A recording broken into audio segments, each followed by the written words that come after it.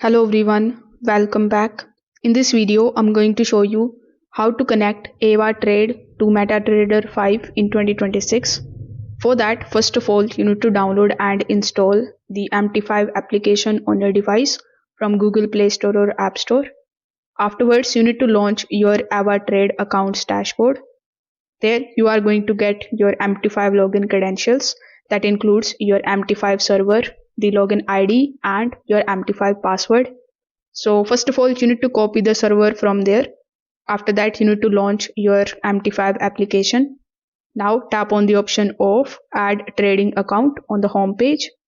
Then in this search bar, you need to paste that particular server which you have copied from your AvaTrader accounts dashboard.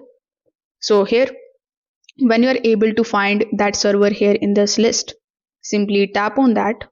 Now you need to go back to your AvaTrader's account. From there, you need to copy the login ID and you need to paste it over here.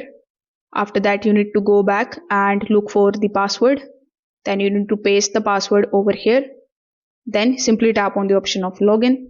And this way you will be able to connect your AvaTrader account to your MetaTrader 5 in 2026. If this video helped you out, consider subscribing to the channel and liking the video. Thanks for watching.